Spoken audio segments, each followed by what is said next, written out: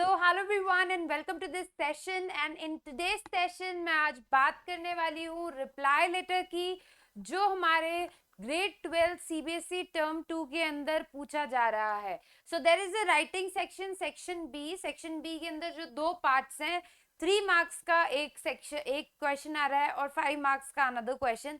जो first question है उसमें या तो इनविटेशन पे लेटर पूछा जाता है या आपको एक इनविटेशन लेटर का रिप्लाई देना होता है। तो आज की इस वीडियो के अंदर मैं आप लोगों से वो 3 मार्क्स का जो सेक्शन है जिसमें आपको एक इनविटेशन का रिप्लाई देना होता है उसके बारे में डिस्कस करूंगी डिटेल में। हम लोग इस लेक्चर में इसका फॉर्मेट और मार्किंग स्कीम देखेंगे। फॉर्मेट मतलब हमको उसको किस तरीके से लिखना है, मार्किंग स्कीम से मेरा कहने का मतलब ये है कि किस किस चीजों पे आपको नंबर मिलेंगे और किन किन चीजों पे आपके मार्क्स कटेंगे। कि मतलब आपको अगर आप ऐसा करोगे तो आपका हाफ मार्क कट जाएगा, यहाँ करोगे तो 1 मार्क कट जाएगा, लाइक दिस। तो डिडक्शन एरियाज कौन से हैं जिनका आपको ध्यान रखना है, एरर नहीं करनी ताकि आपके मार्क्स कट ना हो। Next is acceptance and declination of invitation. इसका मतलब ये कि आपका जो इनविटेशन है, क्वेश्चन दो तरीके से आ सकता है, या तो वो ये बोल सकता है कि मुझे इनविटेशन को एक्सेप्ट करना है या मुझे डिक्लाइन करना है कि मैं नहीं आ पाऊंगा। तो दोनों ही लेटर हम लोग देखेंगे कि उनकी शुरुआत, सैंपल सेंटेंसेस में आपको बताने वाली हूँ हर एक लेटर में कि आप एक्सेप्टेंस में स्टार्टिंग लाइंस क्या क्या हो सकती हैं। 4-5 लाइंस में आपको बताऊंगी जो आप याद कर सकते हैं, जो किसी भी टाइप के लेटर में आप शुरुआत कर सकते हैं, बीच में आप क्या लिख सकते हैं और आपको लेटर को एंड कैसे करना है। तो कुछ सैंपल सेंटेंसेस मैंने खुद ने यहाँ पे लिखे हैं, तो आप उनको कॉपी कर सकते हैं और वही यूज कर सकते हैं और उन्हीं तरीके से थोड़ा बहुत चेंजेस करके आप उनको यूज कर सकते हैं। लास्ट में पूरा का पूरा लेटर मैं आप लोगों को दिखाऊंगी कि एक्सेप्टेंस या डिक्लेरेशन लेटर कैसे लिखना है। एट द एंड पूरा एक सैंपल लेटर हम लोग देखेंगे। So my name is Niharika Jayani and this is my YouTube channel. Please do subscribe and like the video. अगर आपको पसंद आए और इस तरीके से आपका जो अपकमिंग एग्जाम है, बोर्ड एग्जाम, उसमें डेफिनेटली ये मदद करेगा। और इसके अलावा इन्विटेशन और जॉब एप्लीकेशन और रिपोर्ट राइटिंग के ऊपर भी मैं वीडियोस बना दूंगी बिफोर योर एग्जाम। तो do like and subscribe and share with your friends. तो चलिए स्टार्ट करते हैं। सबसे पहले तो मैं बात करना चाहती हूँ इस राइटिंग सेक्शन के बारे में। बात कर लेते हैं कि जो राइटिंग सेक्शन है भाई, तो राइटिंग सेक्शन के अंदर क्या आपसे एक्सपेक्ट किया जा रहा है। एक एग्जामिनर आपकी कॉपी कर रहा है, कॉपी चेक कर रहा है, तो वो आपसे क्या एक्सपेक्ट करता है। तो ऑब्वियसली आपको जो राइटिंग पार्ट करनी है वो एग्जामिनर के थॉट प्रोसेस से करनी है कि वो जो एग्जामिनर जो मेरी कॉपी चेक करेगा तो वो क्या एक्सपेक्ट कर रहा है, तो वो चीजें मैं कम से कम करूं। तो पहली तो जो एक्सपेक्टेशन है इस राइटिंग सेक्शन से सीबीएसई की और एग्जामिनर की, वो ये है कि convey ideas convincingly using appropriate layout as relevant. जो आपसे क्वेश्चन पूछा हुआ है तो आप अपना जो आइडिया है उसको क्या सही तरीके से कन्वीनियंटली आप उसको कन्वे कर पा रहे हैं या नहीं कर पा रहे। तो हमको हमारे आइडिया को बहुत ऑर्गेनाइज तरीके से प्रेजेंट करना है। Organise the content and structure logically, sequentially and cohesively. यानी कि आपको आपका जो कंटेंट है, आपको अपना आइडिया, आपको दिमाग में आ गया मुझे ये लिखना है, और अब आपने अपना जो आइडिया है उस आइडिया को ऑर्गेनाइज तरीके से प्रेजेंट करना भी आपको आना चाहिए। यूज रेंज ऑफ वोकेबलरी, वो ये भी देखेगा कि आपको कितना वोकेबलरी आता है और क्या आप उसको जो कॉन्टेक्स्ट है उसके अकॉर्डिंग यूज कर पा रहे हैं कि नहीं कर पा रहे। ऐसे नहीं जस्ट फॉर द सेक कि मुझे इतनी वोकेबलरी वर्ड्स आते हैं तो मैं जबरदस्ती घुसा रहा हूँ। नो, कॉन्टेक्स्ट के अकॉर्डिंग आप अच्छी वोकैब का यूज कर पा रहे हैं कि नहीं कर पा रहे। एक नॉर्मल लैंग्वेज लिखी हुई है और एक आप उसको इंप्रेसिवली अच्छे वोकैब के साथ प्रेजेंट कर रहे हो, तो you will be having a plus point. Accurate use of spelling, punctuation and grammar, obviously इनके भी मार्क्स हैं। तो आपकी स्पेलिंग चेक होगी, ग्रामेटिकल एरर नहीं होनी चाहिए और पंचुएशन का सही यूज होना चाहिए। सो this is the expectation of CBSE and examiner in the writing section. पूरे राइटिंग सेक्शन में ये एक्सपेक्टेशन है। अब अगर मैं बात करूं कि हमारा जो राइटिंग सेक्शन है वो कैसे डिवाइडेड है, आपका जो 8 मार्क्स का राइटिंग सेक्शन है, 3 मार्क्स एंड 5 मार्क्स, दो क्वेश्चंस आपको आएंगे। 3 मार्क्स शॉर्ट राइटिंग टास्क है, इसके अंदर आपको या तो इनविटेशन लेटर आएगा या आपको इनविटेशन का रिप्लाई आएगा। और लॉन्ग में आपको जॉब एप्लीकेशन और रिपोर्ट राइटिंग जो है, इन दोनों में से कोई एक क्वेश्चन करना है, एनी वन, इन दोनों में से एनी वन है, ठीक है। या तो रिपोर्ट राइटिंग या जॉब एप्लीकेशन, ठीक है। तो मैं ये चारों ही सेक्शन आपको कवर करवाऊंगी। आज की इस वीडियो में हम लोग रिप्लाईज देखने वाले हैं कि अगर मुझे एक ये 3 मार्क का रिप्लाई आता है, कोई इन्विटेशन का रिप्लाई देना है, तो वो मैं कैसे दूंगा। तो इस पर्टिकुलर वीडियो में हम सिर्फ रिप्लाई की बात करेंगे। तो चलिए स्टार्ट करते हैं। सबसे पहले रिप्लाईज की। तो रिप्लाईज होते क्या हैं? तो रिप्लाईज दो तरीके से हम लोग दे सकते हैं। पहला है फॉर्मल टाइप के, दूसरा है इनफॉर्मल टाइप का। उससे पहले आई वुड लाइक टू से एक्सेप्ट एंड डिक्लाइन। तो बेसिकली रिप्लाई दो होंगे। या तो आप क्या कर रहे होंगे, उस इनविटेशन को एक्सेप्ट कर रहे होंगे कि हाँ भाई मैं आ रहा हूँ, तुमने मुझे इनवाइट किया, थैंक यू, मैं आ रहा हूँ। दूसरा क्या होगा कि भाई नहीं, मैं बीमार हो गया हूँ, ये हो गया है, वो हो गया है, तो मैं नहीं आ पाऊंगा, पर मेरी बेस्ट विशेस तुम्हारे साथ है। तो दूसरा क्या है, डिक्लेनेशन है आपके लेटर का। अब ये दो तरीके के लोगों को आप रिप्लाई कर रहे हो सकते हैं, फॉर्मल और इनफॉर्मल।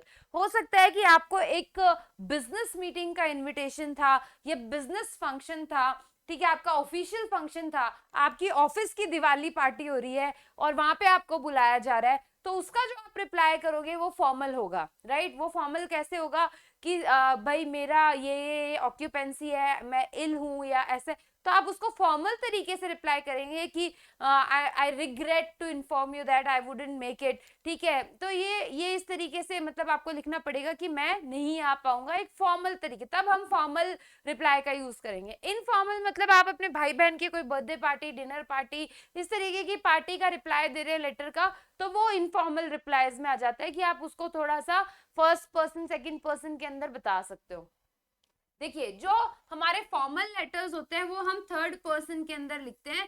आप इस तरीके से लिखते हैं कि आपकी पूरी टीम जो है रिप्लाई दे रही है, ठीक है, एक तरीके से फॉर्मल वे, मतलब आप थर्ड पर्सन बनकर जो है क्वेश्चन को लेटर को जो है रिप्लाई कर रहे होते हो। और यहाँ पे इनफॉर्मल में आप फर्स्ट पर्सन सेकंड पर्सन कुछ भी यूज कर सकते हैं, फर्स्ट पर्सन सेकंड पर्सन का यूज करके आप रिप्लाई कर रहे होते हैं।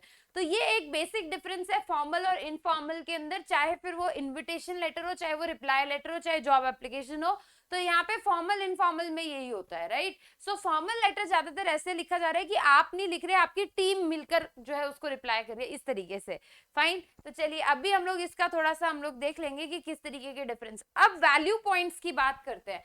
भाई आपको पता होना चाहिए कि किन किन चीजों पे आपको नंबर पक्का मिलेंगे, ठीक है। ये होता है ना, 3 मार्क्स का क्वेश्चन है, 3 मार्क्स के क्वेश्चन में से 2 मार्क का ये सीबीएसई ने फिक्स कर दिया। ये टीचर्स को मार्किंग स्कीम मिलती है कि ये बच्चे ने किया है तो इसको आधा आधा नंबर देना है। किस किस चीज में, देखो आपको फॉर एग्जाम्पल क्वेश्चन आया है कि आपको एक बर्थडे पार्टी अटेंड करनी है, उसका आपको इन्विटेशन आया हुआ है और आपको उसको रिप्लाई करना है कि मैं आ रहा हूं कि नहीं आ रहा, ठीक है। तो सबसे पहले तो ये है कि आप अगर अपने लेटर में रेफरेंस ऑफ इनविटेशन से शुरुआत करते हैं कि भाई मुझे तुम्हारा इनविटेशन मिला, ठीक है, और इस डेट का बर्थडे पार्टी के लिए इस तारीख का मुझे तुम्हारा इनविटेशन मिल गया है, आप रेफरेंस ऑफ इनविटेशन दे रहे हैं तो आधा नंबर आपको यहाँ पे मिलेगा। आधा नंबर है आपको इनविटेशन का रेफरेंस देना है। आप लेटर की शुरुआत कर रहे हो, आप रिप्लाई कर रहे हो, तो आपको ये तो बताना पड़ेगा आप कौन से इनविटेशन का रिप्लाई कर रहे हो, कौन सा इनविटेशन आपको मिला है। तो स्टार्टिंग आप अपने लेटर की कैसे करते हैं, रेफरेंस ऑफ इनविटेशन से, जो आधा नंबर कैरी करता है। दूसरा है एक्सेप्टेंस ऑफ इनविटेशन, कि आप एक्सेप्टेंस कर रहे हो, आप आ पा रहे हो कि नहीं आ पा रहे, आपको उसको वो बताना है कि भाई मैं आ पा रहा हूँ या नहीं आ पा रहा, ठीक है, मैं एक्सेप्ट कर रहा हूँ कि मैं रिग्रेट कर रहा हूँ कि मैं नहीं अटेंड कर पाऊंगा, तो वो आपको बताना है, वो आधा नंबर कैरी करता है। थर्ड, अगर आपके लेटर में किसी भी तरीके की डेट, टाइम या वेन्यू दिया हुआ है तो आप उसको मेंशन करें, confirmation of the date, time, venue, कि आप किस दिन आएंगे, कब जाएंगे, क्या है, तो आप डेट, टाइम और वेन्यू को जो है कंफर्म कर रहे हैं। So that also carries half mark. Then comment on extending assistance, last में आप अगर ये लिख रहे हैं कि कोई मदद की जरूरत हो तो बता देना, मेरी बेस्ट विशेस तुम्हारे साथ है, इस तरीके का एक एंडिंग स्टेटमेंट आप लोगों ने लिखा हुआ है, सो that also carries half mark. तो आई थिंक ये सबको समझ में आ गया है कि ये 3 मार्क का क्वेश्चन है, इसमें से आधा आधा आधा नंबर जो है इन चारों को मिल रहा है। मतलब अगर रिप्लाई लेटर आ रहा है तो ये 4 चीजें तो हमारी लिखी होनी चाहिए जिससे 2 नंबर मिलेंगे। अब आप बोलोगे मैम ये 1 नंबर किस चीज का मिलेगा, तो ये 1 नंबर इस चीज का मिलेगा, जो बचा हुआ आपका 1 मार्क है वो है एक्सप्रेशन का, कि आपने जो लिखा है वो कितना अच्छे से लिखा है, ठीक है। Use of appropriate functional language, आपकी जो लैंग्वेज है, आपने जो ये चारों चीजें लिखी है, क्या ये प्रॉपर तरीके से लिखी है, क्या उनका फ्लो सही है, क्या उनका फॉर्मेट सही है, तो उस पे आपको 1 मार्क्स मिल जाएगा। तो अगर आप एक्नॉलेजमेंट, ग्रैटिट्यूड, इनवाइट, जो इनविटेशन है उसके लिए आप ग्रैटिट्यूड शो कर रहे हैं स्टार्टिंग में कि thank you for your invitation like this, इस तरीके के वर्ड्स है, एक्सेप्टेंस के अंदर आप कैसे वर्ड्स लिख सकते हैं कि would love to, delighted to, nothing can stop me from attending. आप बता रहे हो कि भाई मैं, ये इनफॉर्मल हो गया, nothing can stop me from attending, ये इनफॉर्मल रिप्लाई हो गया। आप अपने बॉस को ऐसे नहीं बोल सकते nothing can stop me right to attend this Diwali function of our office party.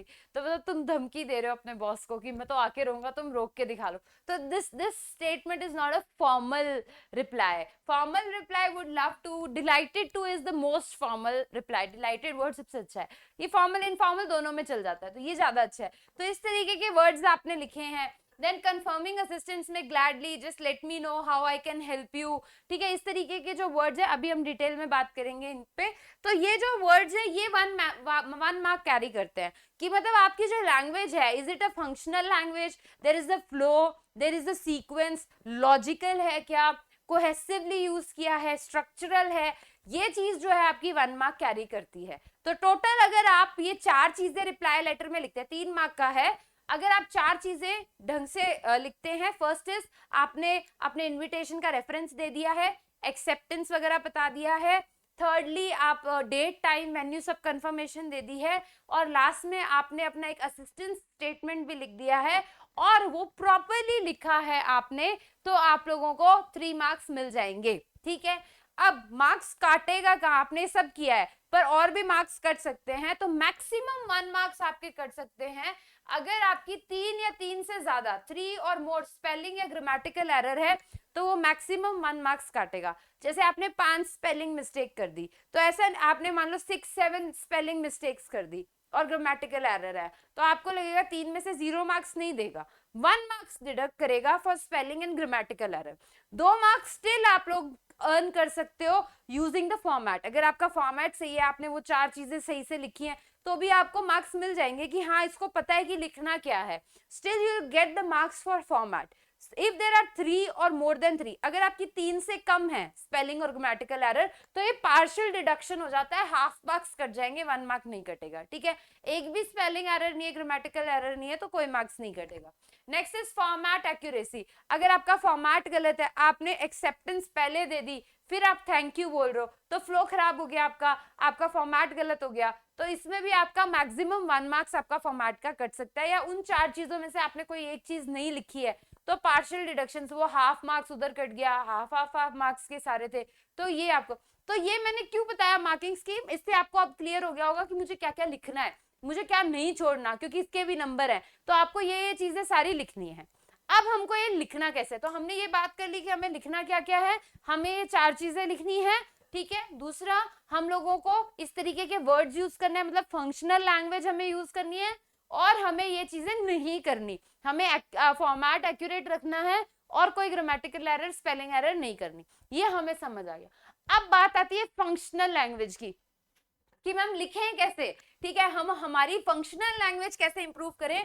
तो कुछ सेंटेंसेस मैं आपको दे रही हूं जो आप यूज कर सकते हैं फंक्शनल लैंग्वेज आपके लेटर के अंदर प्रॉपर्ली लिखने के लिए। वो क्या है, पहला, एक्सेप्टेंस ऑफ इन्विटेशन करते हैं, कि अगर आपका इन्विटेशन एक्सेप्टेंस का है, कि मैं इन्विटेशन एक्सेप्ट कर रहा हूं, उसके स्टार्ट, ठीक है, उसका जो बीच का है और एंड पॉइंट, तीनों हम देखेंगे। फिर हम, अगर आप डिक्लाइन कर रहे हैं तो क्या करना है, तो पहले हम एक्सेप्टेंस का देखते हैं। एक्सेप्टेंस ऑफ इनविटेशन के लिए आप स्टार्ट कैसे कर सकते हैं, तो ये 3 लाइन है, कॉपी में लिख लेना, ठीक है। और अगर आपको कुछ भी समझ में नहीं आए, दिमाग में नहीं आए, तो ये इससे आप स्टार्ट कर सकते हैं, ठीक है। We are thankful to you for your kind invitation to this, ये फॉर्मल है। अगर आपको फॉर्मल रिप्लाई करना है और आप स्टार्ट कर रहे हैं, क्योंकि आपको रेफरेंस देना है ना इनविटेशन का, स्टार्टिंग में हमें क्या देना है, रेफरेंस। स्टार्ट कैसे करना है, इनविटेशन के रेफरेंस से स्टार्ट करना है। आपको शो करना पड़ेगा कि आप खुश हैं कि आपको इनविटेशन मिला है, राइट। तो we are thankful to you for your kind invitation to, किस चीज में इन्विटेशन, जो भी आगे पार्टी का है, जो भी। It was nice of you to invite us, या मी टू, तुम बहुत अच्छे हो कि तुमने मुझे इन्वाइट किया, right. It was nice of you to meet me to, like this. Thanks the lord for the invitation to, कि मुझे बहुत खुशी है कि तुमने मुझे इन्विटेशन दिया, तो thank you so much for that. तो इस तरीके से आप स्टार्ट कर सकते हैं अपना एक्सेप्टेंस इन्विटेशन, आप इस तरीके से स्टार्ट कर सकते हैं, ठीक है। अब आगे बात करते हैं, नेक्स्ट आता है कन्वे एक्सेप्टेंस। अब हमने स्टार्ट तो कर दिया, हमने थैंक यू तो बोल दिया कि thank you for your invitation उन सेंटेंसेस से। अब आप ये बताओगे कि मैं तुम्हारा इन्विटेशन एक्सेप्ट कर रहा हूं, तो वो कैसे बताएं? तो ये कुछ सेंटेंसेस हैं जो आप यूज कर सकते हैं एक्सेप्टेंस बताने के लिए। It will be my pleasure to be present on this occasion, ठीक है। सेकेंड है, you don't know how thrilled everybody is on receiving the invitation, so this is informal reply. ये पढ़ के समझ आ जाएगा आपको, लेटर के अकॉर्डिंग आपको डिसाइड करना है फॉर्मल, ये फॉर्मल है। It will be my pleasure to be present on this occasion, ये फॉर्मल में भी काम आ जाता है, इनफॉर्मल में भी, इसलिए पहले नंबर पे लिखा है, तो अच्छा सेंटेंस है, आप याद कर सकते हैं। ये इनफॉर्मल में चलेगा, you don't know how thrilled everybody is, ठीक है, सब कितने खुश है तुम्हारा इन्विटेशन रिसीव करके। Next of course I will come to the function, अगर कोई फ्रेंड को लिख रहे हो, ठीक है, फ्रेंड को रिप्लाई लिख रहे हो, कोई रिलेटिव को लिख रहे हो, तो आप उसको ये बता रहे हो ऑफ कोर्स तुम्हारी शादी में तो मैं आऊंगा ही, राइट, तू मेरा दोस्त है, तू मेरा बेस्ट फ्रेंड है, ऑफ कोर्स, ठीक है। सो बोलने की जरूरत ही नहीं है, बिन में बुलाए मेहमान है हम तो, राइट। तो like this when you are writing to your friend और फैमिली मेंबर, राइट, तो आप ऐसे लिख सकते हो of course I will come to the function, ठीक है। तो this sentence also shows the acceptance, again informal. How can I miss the function, how can I miss the function of my best friend, तो ये आप लिख सकते हो if your friend is asking you to attend his और her wedding function, तो आप of course इस तरीके का सेंटेंस रिप्लाई में लिख सकते हैं, how can I miss the function of my best friend. तो ये आपका एक्सेप्टेंस लाइन है, ये सारे आपके acceptance. First one is the formal one, when you are writing to your company that yes you will come, right, कि मैं आऊंगा, मैं मुझे बहुत खुशी है कि आपने मुझे इस ऑफिशियल फंक्शन में बुलाया, ऑफिशियल पार्टी में बुलाया, मुझे खुशी है, so it will be my pleasure to be present on this occasion, like this. तो आई थिंक ये सबको समझ में आ गया कि एक्सेप्टेंस। तो पहला हम लोगों को क्या करना है, हम लोगों को अपना ग्रैटिट्यूड शो करना है, हम लोगों ने स्टार्ट करना है, इन्विटेशन का रेफरेंस देना है। उसके बाद हम बात कर रहे हैं कन्वे एक्सेप्टेंस, कि मैं एक्सेप्ट कर रहा हूं तुम्हारे, कि मैं इस मतलब आ रहा हूं, राइट। और अब हम क्या करेंगे, एंड करेंगे। तो लास्ट में आप क्या लिखोगे, looking forward to meeting you, मिलते हैं जल्दी, खुशी है, मैं इंतजार कर रहा हूं कि तुमसे मिलेंगे, I am sure it is going to be very exciting. So these are informal, ठीक है, do let me know if you need any kind of help, इस तरीके के सेंटेंसेस आप लास्ट में लिख सकते हैं। So this is how you should end the letter. तो अब हम सारा कोलैबोरेट कर लेते हैं और सैंपल देखते हैं। तो कैसे लिखना है सैंपल लेटर, ऐसा हो गया कि you start the sentence with dear, right, फिर जो भी है आप डियर लिख के कॉमा लगाएंगे, फिर आप लिखेंगे I have received your letter regarding dinner party at your place on coming Saturday. So this is the reference of invitation. ये लाइन क्या थी, रेफरेंस ऑफ इन्विटेशन, कि मैं I have received your letter, मुझे तुम्हारा लेटर मिला किस चीज के, regarding dinner party at your place on, तो आपने टाइम डेट मेंशन कर दिया, रेफरेंस ऑफ इन्विटेशन दे दिया कि आप किसकी बात कर रहे हैं। फिर आप लिख रहे हैं because you are writing to your friend, right, dinner party पे बुलाया है, तो you are writing to your friend, of course I will come to the function. ये सेंटेंस बता रहा है confirmation of acceptance of the letter, acceptance of the invitation. Looking forward to meeting you, regards और नाम लिख दिया। So this is how you are replying, this is the reply letter, this is a sample reply. So this is the flow. अब आपका first चीज हमारा reference है, second चीज हमारा एक्सेप्टेंस है, थर्ड चीज डेट टाइम प्लेस मेंशन है, और फोर्थ चीज हमने उसको लास्ट में असिस्टेंस की तरीके से एंड किया है। चौथी चीज फॉर्मेट सही है, स्पेलिंग सही है, ग्रामेटिकल एरर सही है, यू विल गेट 3 मार्क्स, ठीक है, और फंक्शनल लैंग्वेज आपने यूज की है। तो आई थिंक एक्सेप्टेंस लेटर सबको समझ में आ गया कि रिप्लाई करना है एक्सेप्टेंस ऑफ इन्विटेशन को, इन्विटेशन का एक्सेप्टेंस करना है तो ऐसे करेंगे। अब बात करते हैं हम लोग डेक्लिनेशन ऑफ द इन्विटेशन, कि आप नहीं जा पा रहे हो तो आप कैसे शुरू करोगे। तो देखो, अगर आप मना भी कर रहे हो तो स्टार्ट तो आप वैसे ही करोगे, स्टार्ट तो वैसे ही करोगे कि मुझे तुम्हारा लेटर मिला, मुझे खुशी है, thank you for your invitation, start वैसे ही करेंगे। Thanks a lot for your invitation to the dinner party और समथिंग, जो भी wedding, thanks a lot for your invitation, it has been really nice of you for the invitation to dinner party, thanks for remembering and inviting me to dash, thank you for your kind invitation. तो ये शुरुआत तो आपको अभी भी ऐसे ही करनी है कि तुम्हारा इन्विटेशन मिला, ठीक है, इस प्लेस के लिए, इस टाइम के लिए, thank you. So first is reference of invitation, ये सेम रहेगा किसमें, एक्सेप्टेंस में भी, और अगर आप मना कर रहे हो तब भी, राइट। तो एक्सेप्टेंस, अब चीज अलग हो जाएगी, अब आप मना कर रहे हो, तो मना करने, जब हम मना करते हैं तब हमें रीजन भी देना होता है साथ में, एक्सेप्टेंस में रीजन नहीं देना होता, ठीक है मैं आ रहा हूं क्योंकि मेरा तुझ पे एहसान है, ऐसे नहीं लिखना, कि ठीक है मैं तेरी शादी में आ रहा हूँ क्योंकि तू मेरी शादी में आया था. So when you are accepting the invitation, you don't have to give the reason. Reason देने की जरूरत नहीं है. पर जब आप मना कर रहे हो कि नहीं मैं नहीं आ पाऊंगा, तो आपको रीजन देना पड़ता है. तो पहली चीज तो सेम है, स्टार्ट हमने सेम किया है, जैसे हम एक्सेप्ट कर रहे थे वैसे ही. अब हम मना कैसे करेंगे? मना ऐसे करेंगे, I would have been delighted to be with you, but मुझे खुशी होती अगर मैं तुम्हारे साथ होता, लेकिन बट आगे अपना रीजन लिखोगे. ठीक है, I wish I could participated in the function, but I wish, काश मैं भी इस फंक्शन में पार्टिसिपेट कर पाता, पर मैं नहीं कर पाऊंगा. बट आपने लिख के अपना रीजन लिखना है. I regret to say that I am in no position to accept your invitation because मुझे दुख हो रहा है ये बोलते हुए कि मैं तुम्हारा इन्विटेशन एक्सेप्ट नहीं कर पाऊंगा. फिर आप रीजन लिखेंगे. सो this is how you should express regret. तो सबसे पहले अगर आप मना कर रहे हैं इन्विटेशन का, तो you should express regret here. आपने रिग्रेट एक्सप्रेस किया, अब आप रीजन लिखेंगे. एक्सेप्टेंस में रीजन नहीं लिखना है, यहाँ पे रीजन लिखना है. बट के बाद क्यों नहीं कर रहे हो?